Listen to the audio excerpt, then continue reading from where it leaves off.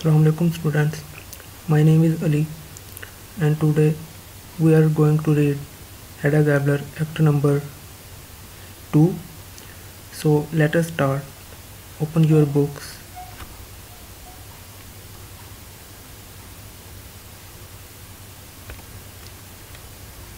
Hedda looks down the garden and calls.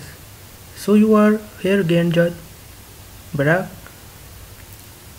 heard calling from a distance. As you see, Miss Tasman raises the pistol and points. Now I will shoot you, Judge Barak. Barak calling unseen.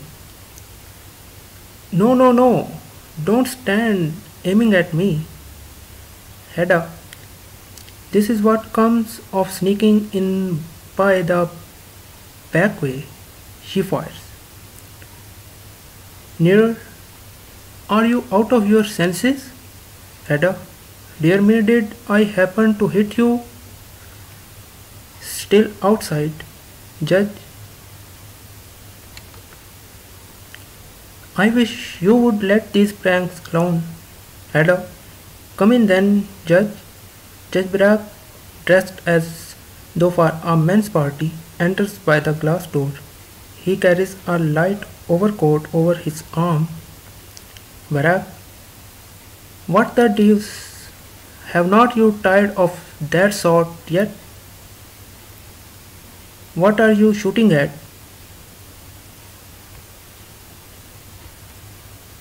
Hedda, oh, I am only firing in the air.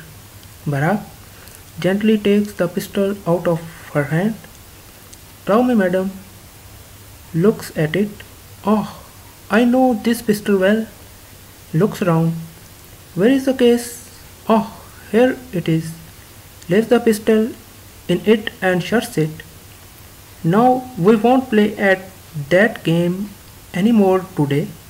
Hedda, then what in heaven's name would you have me to do with myself? So students, in these lines we have read that Hedda had a pistol with her. The pistol was of her father. Having that pistol symbolizes that Hedda was still attached with her father more than her husband. And in these lines there is a tussle between Barak and Hedda, which shows that Hedda always tries to take priority over Judge Barak. She wants to dominate the males around her. Barak, have you had no visitors? Hedda, closing the glass door. Not one. I suppose all our set are still out of town. Barak, and is Tasman not at home either? Hedda, at the writing table, putting the pistol case in a drawer, which she shuts. No, he rushed off to his aunt's directly after lunch. He didn't expect you so early. How stupid of me not to have thought of that. Turning her head to look at him. Why stupid? Because if I had thought of it, I should have come a little earlier. Crossing the room. Then you would have found no one to receive you, for I have been in my room changing my dress ever since lunch.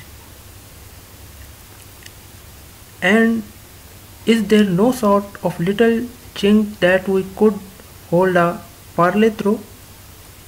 Hedda, you have forgotten to arrange one. Barak, that was another piece of stupidity. Hedda, well, we must just settle down here and wait. Tasman is not likely to be back for some time yet. Barak, never mind. I shall not be impatient.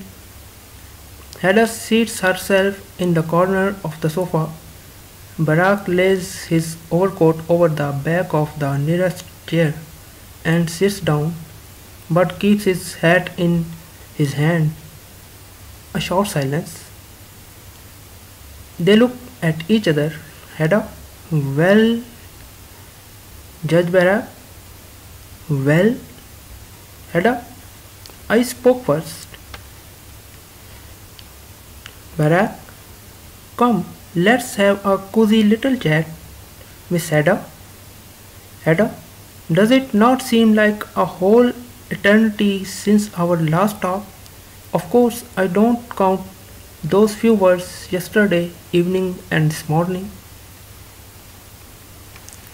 So, students, in these lines, when Barak came to know that Tasman was not at home, he said that there was need to come earlier to have some time with Hedda. This shows that he was interested in Hedda. He wants to be a friend of hers. Next lines are, Barak, you mean since our last confidential talk?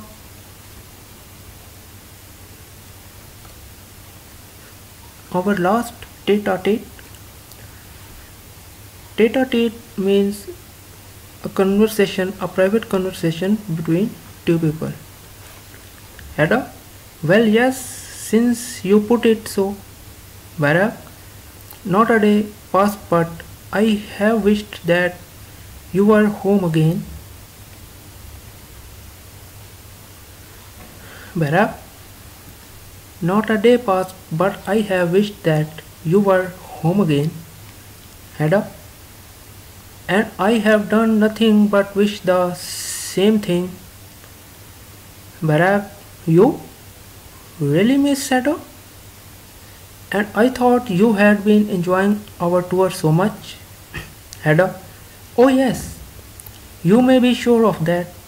Barak, but Tasman's letter spoke of nothing but happiness. Hedda, oh, Tasman? You see, he thinks nothing is so delightful as grubbing in libraries and making copies of old parchments or whatever you call them. Barak, with a smile of malice. Well, that is his vocation in life, or part of it at any rate. Hedda, yes, of course, and no doubt when it's your vocation. But oh, my dear Mr. Barak, how mortally bored I have been. Barak, sympathetically, do you really say so? In downright earnest? Hedda, yes, you can surely understand it. To go for 6 whole months without meeting a soul that knew anything of our circle or couldn't talk about things we were interested in. Barak, yes, yes. I too should feel that a deprivation. Hedda, and then what I found most intolerable of all, Barak, well, Hedda, was being everlastingly in the company of one and the same person. Barak, with a nod of assent. Morning, noon, and night? Yes, at all possible times and seasons. Hedda, I said everlasting. Judge Barak, just so, but I should have thought with our excellent Tasman one could. So, students, in these lines, we come to know that Hedda and Tasman went for their honeymoon, but Hedda says that she didn't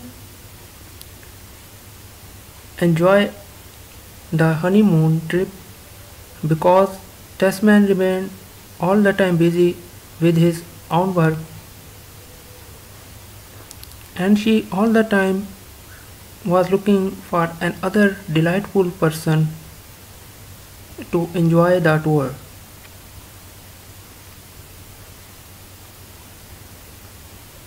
The next lines are Barack, undeniable, Hedda, and specialists are not at all amusing to travel with, not in the long run at any rate. Barack, not even the specialist one happens to love. Hedda, phew, don't use that sickening word. Barack, taken aback. What do you say, Miss Ada? Ada, half laughing, half irritated. You should just try it to hear of nothing but the history of civilization, morning, noon, and night. Barack, everlastingly? Ada, yes, yes, yes. And then all this about the domestic industry of the Middle Ages.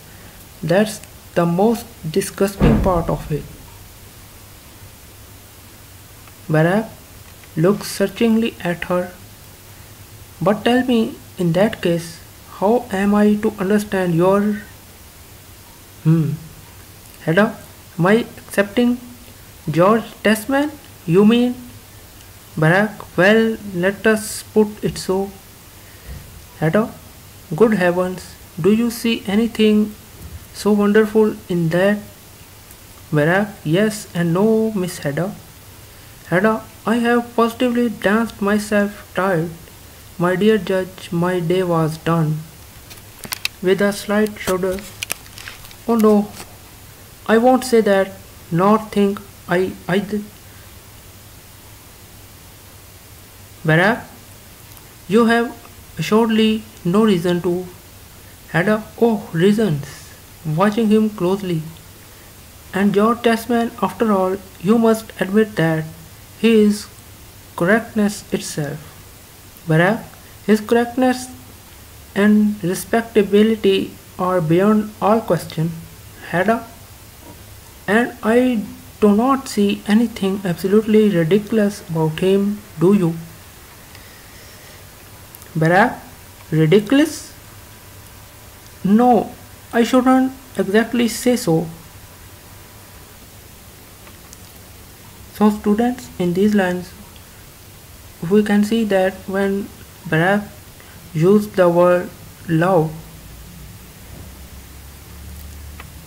Hedda became angry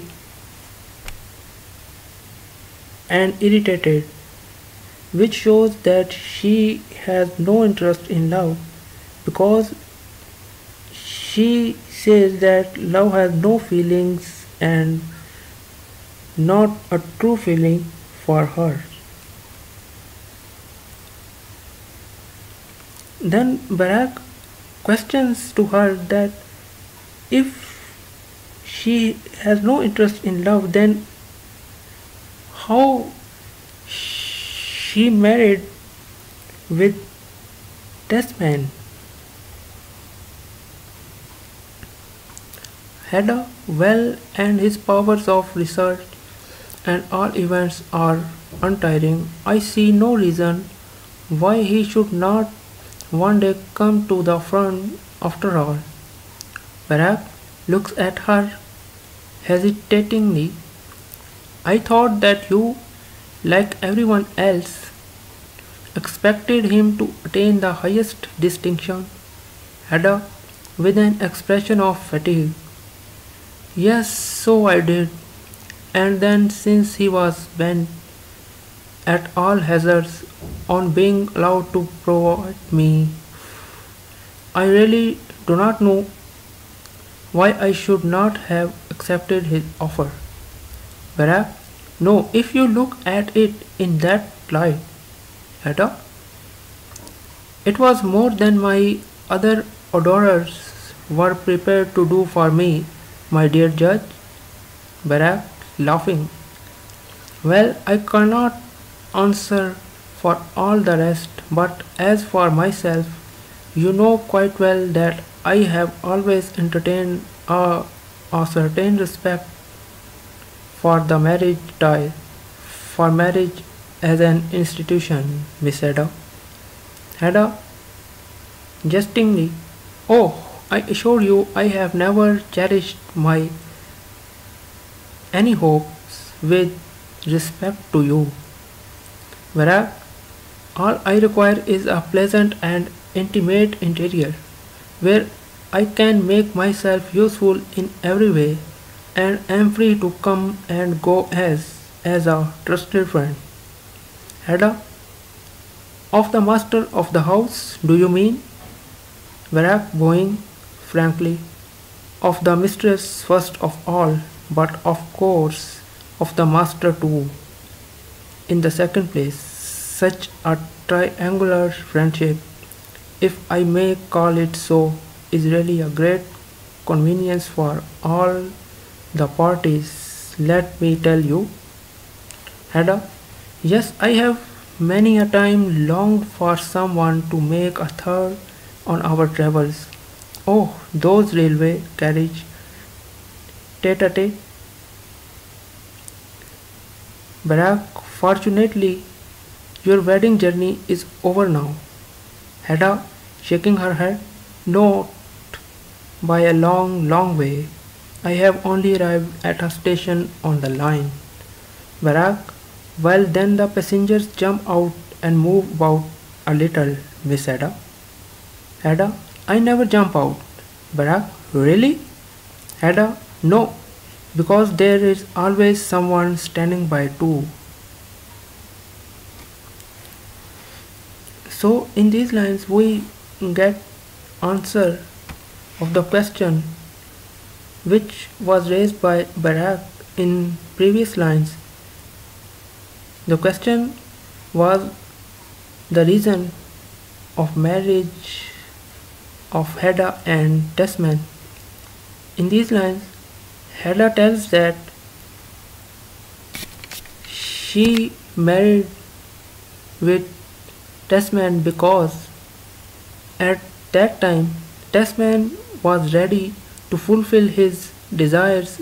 He was ready to give her a respectable social status, and some other friends were not ready for that thing. So Hedda married with Desmond, but she was disappointed after their marriage.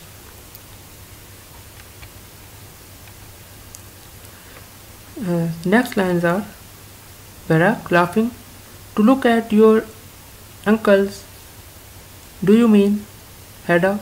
Precisely. Barack. Well, but dear me, Hedda, with a gesture of repulsion. I won't have it. I would rather keep my seat where I happen to be and continue the tete-a-tete. Barack. But suppose a third person were to jump in and join the couple. Ada, oh, that is quite another matter. Barack, a trusted, sympathetic friend. Ada, with a fund of conversation on all sorts of lively topics. Barack, and not the least bit of a specialist. Ada, with an audible sigh. Yes, that would be a relief indeed. Barack hears the front door open and glances in that direction. The triangle is completed. So, here in these lines, we read that Mr. Barack is trying to be a friend of Hedda, and he is showing his interest in Hedda, and he wants a sexual partner of Hedda. He wants a sexual relationship, and he is forcing Hedda to make a, an extramarital affair with him, and for that he uses metaphor of a train.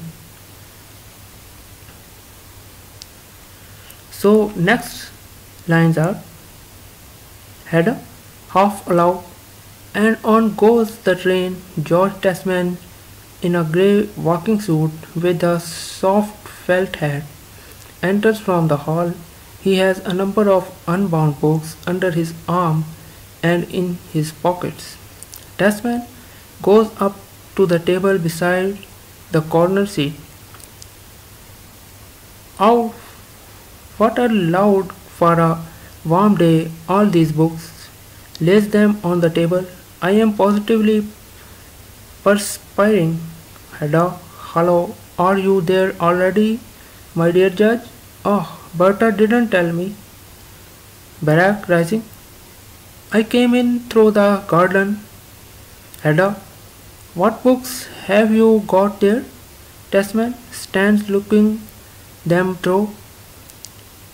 Some new books on my special subjects, quite indispensable to me.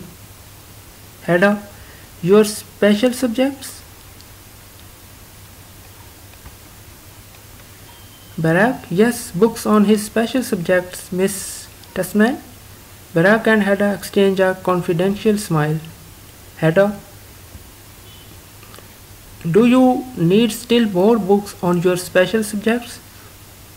Tasman, yes, my dear Hedda. One can never have too many of them. Of course, one must keep up with all that is written and published. Hedda, yes, I suppose one must. Tasman searching among his books. And look here, I have got hold of Elliot Louberg's new book too, offering it to her. Perhaps you would like to glance through it, Hedda. Hedda? No, thank you. Or rather, afterwards, perhaps. Tasman, I looked into it a little on the way home. Barack, well, what do you think of it as a specialist? Tasman, I think it shows quite remarkable soundness of judgment. He never wrote like that before. Putting the books together, now I shall take all these into my study. I am longing to cut the leaves. And then I must change my clothes. To Barack, I suppose we need not start just yet, huh? Barack, oh dear no, there is not the slightest hurry. Tasman, well then I will take my time. Is going with his books but stops in the doorway and turns. By the by, Hedda, Aunt Julia is not coming this evening. Hedda, not coming? Is it that fear of the bonnet that keeps her away? Tasman, oh, not at all. How could you think such a thing of Aunt Julia?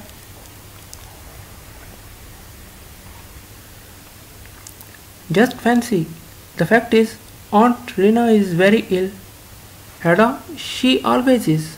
Tasman, yes, but today she is much worse than usual, poor dear. Hedda, oh, then it's only natural that her sister should remain with her. I must hear my disappointment. Tasman, and you can't imagine, dear, how delighted Aunt Julia seemed to be because you had come home looking so flourishing. Hedda, half aloud, rising, oh, those everlasting aunts. Tasman, what? Hedda, going to the glass door, nothing. Tasman, oh, all right. He goes through the inner room, out to the right. So in these lines, Hedda shows his jealousy and irritation for the aunts of Tasman. She thinks that aunts of Tasman are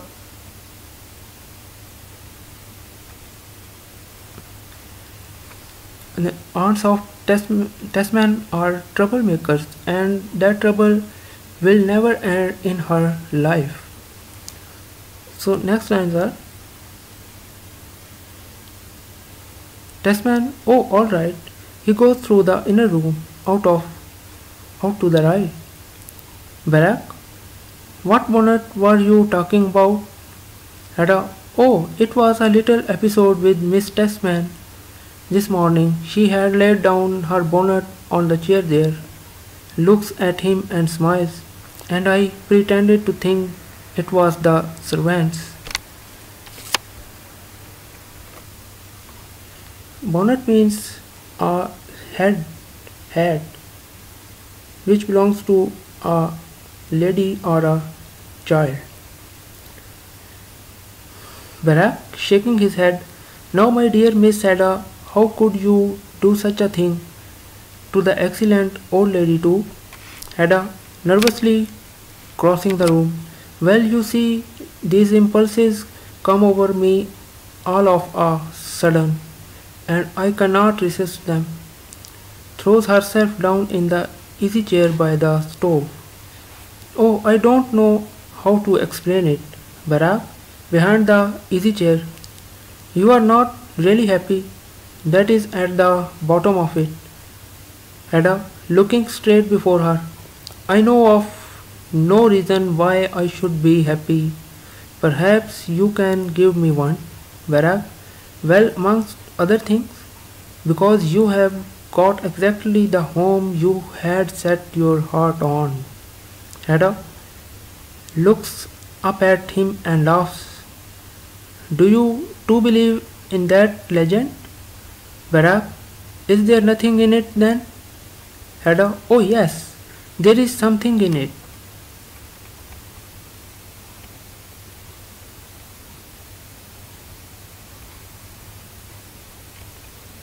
So in these lines, Ada's capri- capricious acts of cruelty, these things that irresistibly come over her, emerge from her hatred for the littleness of her life and from her desire to be stimulated and powerful. Barack clearly misunderstands Hada's character here. He thinks a house could satisfy her when only a life of beauty and drama will do. Barack, well, Ada, there is this in it that I made use of Testman to see me home from evening parties last summer. Barack, I unfortunately had to go quite a different way. Ada, that's true. I know you were going a different way last summer. Barack, laughing. Oh, for Miss Ada. Well, then, you and Testman?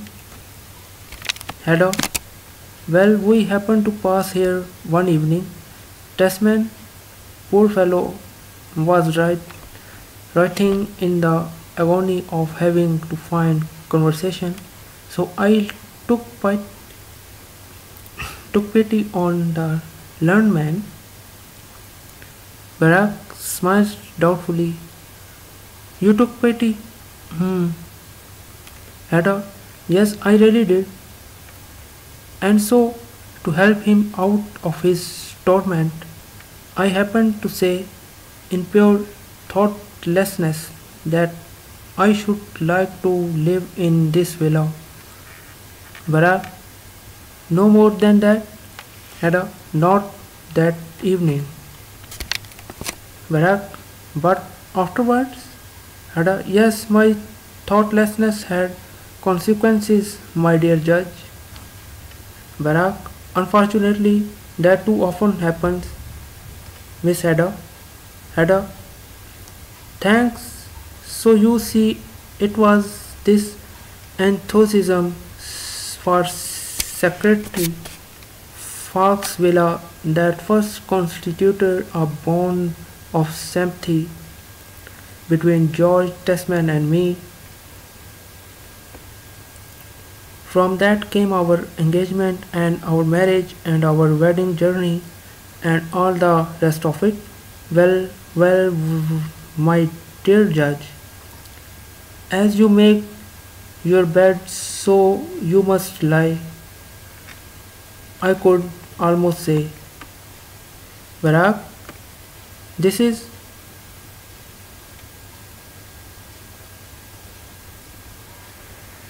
exquisite, and you really cared not a rap about it all the time.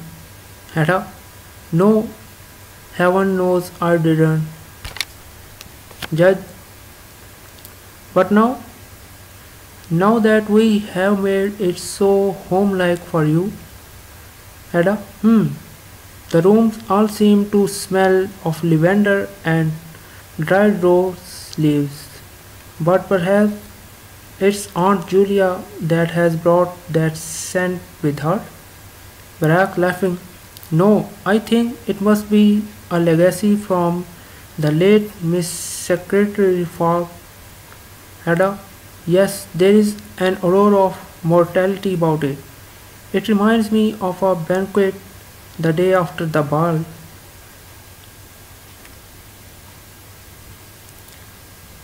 Clasps her hands behind her head, leans back in her chair and looks at him. So here the scene of lavender and leaf smells indicates that at that moment the writer wants to give a hint to the reader that there may be some murder or some deaths in that play. Oh, my dear judge, you cannot imagine how horribly I shall bore myself here. Barack, why should not you too find some sort of vocation in life, Miss Hedda? Hedda, a vocation? That should attract me? Barack, if possible, of course. Hedda, heaven knows what sort of a vocation that could be. I often wonder whether breaking off, but that would never do either. Barack, who can tell? Let me hear what is it is. Hedda, whether I might not get Testman to go into politics, I mean. Barack, laughing. Testman? No, really not. Political life is not the thing for him. Not at all in his line. Hedda? No, I dare say not. But if I could get him into it all the same. Barack, why? What satisfaction could you find in that? If he is not fitted for that sort of thing, why should you want to drive him into it? Hedda, because I am bored, I tell you, after a pause. So you think I quite out of the question that Testman should never get into the ministry? Barack, you see, my dear Miss Hedda, to get into the ministry, he would have to be a tolerably rich man. Hedda, rising impatiently. Yes, there we have it. It is this genteel poverty I have managed to drop into, crosses the room. That is what makes life so pitiable, so utterly ludicrous, for that's what it is. Barack now should say the fault lay elsewhere. Hedda, where then? Barack, you have never gone through any really stimulating experience. Hedda, anything serious? You mean? Here in these lines, Hedda's only consolation in her unhappy marriage is that her husband might go into politics. This would give Hedda herself influence as the wife and manipulator of a socially important person, or at least would allow her to witness the action of politics. Else, this seems like an unrealistic dream given Testman's finances and lack of social skill. Next lines are, Barack, yes, you may call it so, but now you may perhaps have one in store. Hedda, tossing her head. Oh, you are thinking of the annoyance about this wretched professorship. But that must be Testman's unfair. I assure you I shall not waste a thought upon it. Barak, no, no, I dare see not.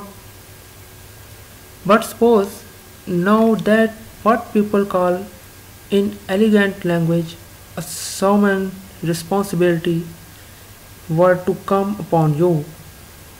Smiling, a new responsibility, Miss Ada. Ada, angrily. Be quiet. Nothing of that sort will ever happen.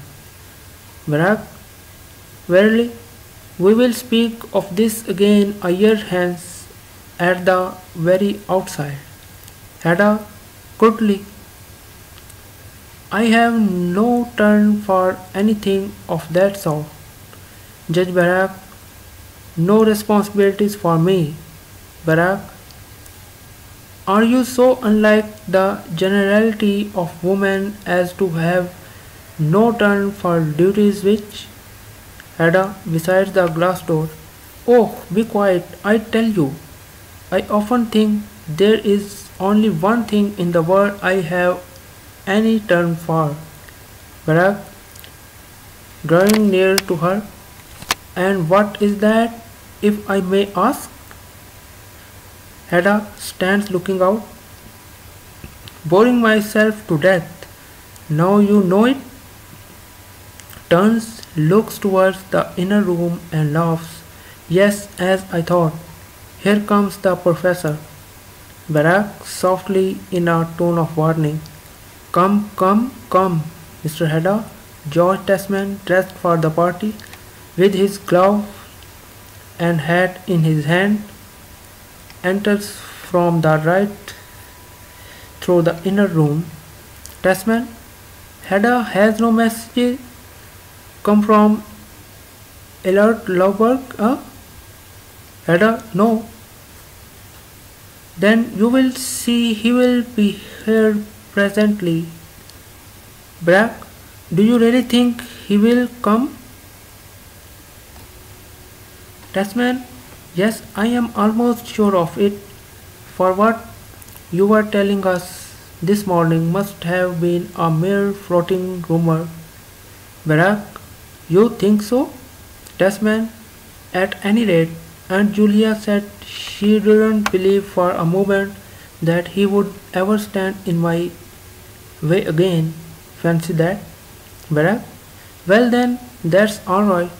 Testman, placing his hat and gloves on a chair on the right. Yes, but you must really let me wait for him as long as possible. Barak, we have plenty of time yet. None of my guests will arrive before 7 or half past. Testman, then meanwhile we can keep Hedda company and see what happens, huh? Hedda, placing Barak's hat and overcoat upon the corner seat, and at the worst Mr. Lauber can remain here with me. Barak offering to take his things. Oh, allow me, Miss Testman. What do you mean by at the worst? Hedda, if he won't go with you and Testman looks dubiously at her. But Hedda dear, do you think it would quite do for him to remain here with you? Remember, Aunt Julia can't come. Hedda, no, but Miss Elvested is coming. We three can have a cup of tea together. Testman, oh yes, that will be all right. Barak, smiling, and that would perhaps be the safest plan for him. Hedda, why so? Barak, well, you know, Miss Testman, how you used to get at my little bachelor parties. You declared that they were adapted only for men of the strictest principles, Ada. But no doubt Mr. Louberg's principles are strict enough now. A converted sinner? Berta appears at the hall door. Berta, there's a gentleman asking if you are at home, ma'am. Hedda, well, show him in. Testament softly. I am sure it is he. Fancy that. Elliot Lauberg enters from the hall. He is slim and lean, of the same age as Testman, but looks older and somewhat worn out. His hair and beard are of a blackish brown, face long and pale, but with patches of color on the cheeks. He is dressed in a well-cut black visiting suit, quite new. He has dark gloves and a silk hat. He stops near the door, makes a rapid bow, seeming somewhat embarrassed. Tasman goes up to him and shakes him warmly by the hand. Well, my dear Elliot, so at last we meet again. Lauber speaks in a subdued voice. Thanks for your letter, Tasman. Approaching Hedda. Well, you two shake hands with me, Mrs. Tasman. Hedda, taking his hand, I am glad to see you, Mr. Lauber. With a motion of her hand, I do not know whether you two gentlemen, Lauber, bowing slightly, Judge Barak, I think. Barak, doing likewise. Oh yes, in the old days. Tasman, Lauber, with his hands on his shoulders. And now you must make yourself entirely at home. Alert, must not he, Hedda? For I hear you are going to settle in town again, huh? Lauber, yes, I am. Tasman, quite right, quite right. Let me tell you, I have got hold of your new book, but I have not had time to read it yet. Lauber, you may spare yourself the trouble. Tasman, why so? Lauber, because there is very little in it. Lauber, that was what I wanted, so I put nothing into the book but what everyone would agree with. Barak, very wise of you. Tasman, well, but my dear Eller,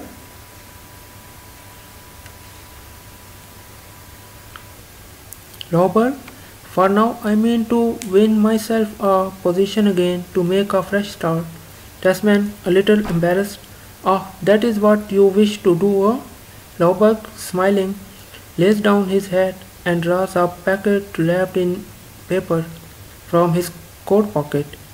But when this one appears, George Tasman, you will have to read it, for this is the real book, the book I have put my true self into. Tasman, indeed? And yet, and what is it? Lauber, it is the continuation. Tasman, the continuation of what? Lauber, of the book. Tasman, of the new book? Lauber, of course. Tasman, why, my dear Allard, does it not come down to our own days? Lauber, yes, it does, and this one deals with the future. Tasman, with the future? But, good heavens, we know nothing of the future. Lauber, no, but there is a thing or two to be said about it all the same. Opens the packet. Look here, Tasman, why, that's not your handwriting. Lauber, I dictated it. Turning over the pages, it falls into two sections. The first deals with the civilizing forces of the nature of the future, and here is the second. running through the pages towards the end, forecasting the probable line of 12 men. Testman, how odd now! I should never have thought of writing anything of that sort. Hedda, at the glass door, drumming on the pane. I dare is not. Lauber, replacing the manuscript in its paper and laying the, the, po- the packet on the table. I brought it thinking I might read you a little of it this evening. Testman, that was very good of you.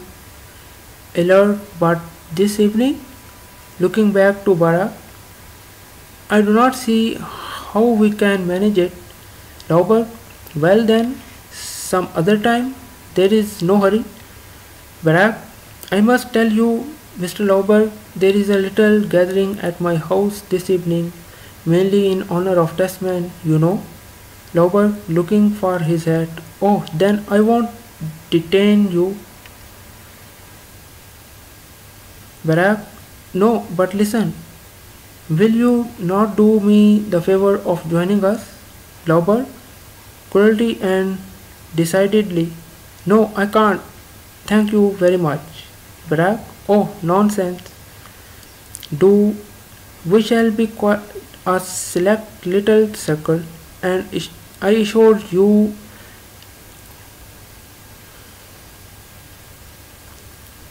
we shall have a lively time, as Mrs. Testman says. Lauber, I have no doubt of it, but nevertheless, Barak, and then you might bring your manuscript with you and read it to Testman at my home. I could give you a room to yourselves. Testman, yes, think of that. Eilert, why should not you, Hedda, interposing. But Testman, if Mr. Lauberg would really rather not, I am sure Mr. Lauberg is much more inclined to remain here and have supper with me.